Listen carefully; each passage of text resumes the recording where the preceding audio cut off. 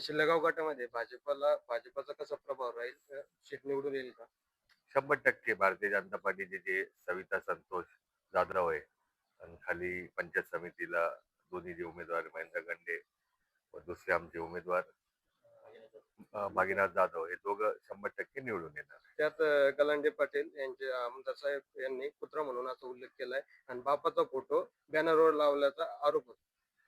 मालगाव सर्कलचा. मारला. आता ते मोठे लोक आहे आणि असे छोटे छोटे आरोप करायचे त्यांचे पहिल्यापासून काम आहे. कोणी काही कोणाला उद्देशून बोललं तर तसं होत नाही. शेतकरी संघटनेला पाठिंबा दिलाय. अविनाश गलांडे यांचं कसं वाटतं तुम्हाला?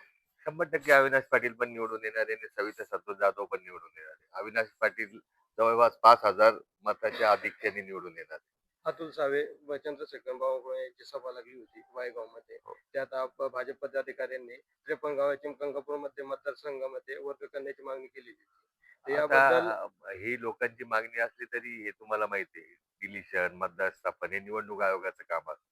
आता 29 मध्ये सगळे मतदारसंघ वेगवेगळे म्हणजे लोकसंख्येच्या हिशोबाने होणारच आहे. डिलिशनचं काम जे आपल्या मतदारसंघाचं जे होतं हे काही कोण मंत्री का राज्य सरकार नाही करत, हे निवडणूक आयोग करतं. मागणी लोकांची बरोबर आहे, कारण की त्यांचे सगळे जे प्रशासकीय कामं असतात, तहसील असो पंचायत समिती असो, हे सगळे गंगापूर तालुक्यामध्ये जावं लागतं. बाकी मतदानाकरता त्यांना वैजापूर तालुक्यात यावं लागतं. तर गैरसोय होतीच. त्याचं 100% जेव्हा डिलिशनचं काम चालू होईल त्यावेळेस 100% सरकार विचार करेल, म्हणजे निवडणूक आयोग विचार करेल. आमदार साहेबांची वायगावमध्ये सभा झाली होती. त्या ठिकाणी ही जी मागणी झाली होती त्याबद्दल त्यांनी वक्तव्य असं केलंय की भाजपने एकदा स्वतःचं आकलन पाहावं, विकासाचं पाहावं.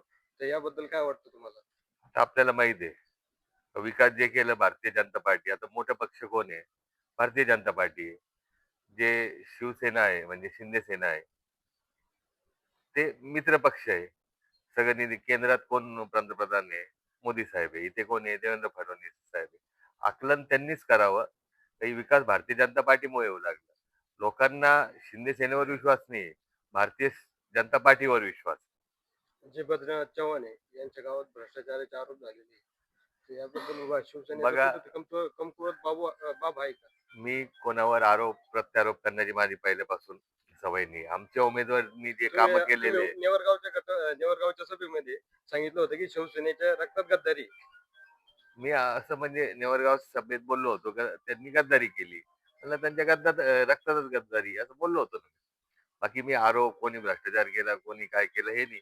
मी विकासावर पाठीमागे चालणार आहे, आमचा पक्ष विकासाच्या पाठीमागे चालणार आहे, त्याच्यावरच बोलले. ते वास्तुस्थिती मी बोललोच होतो.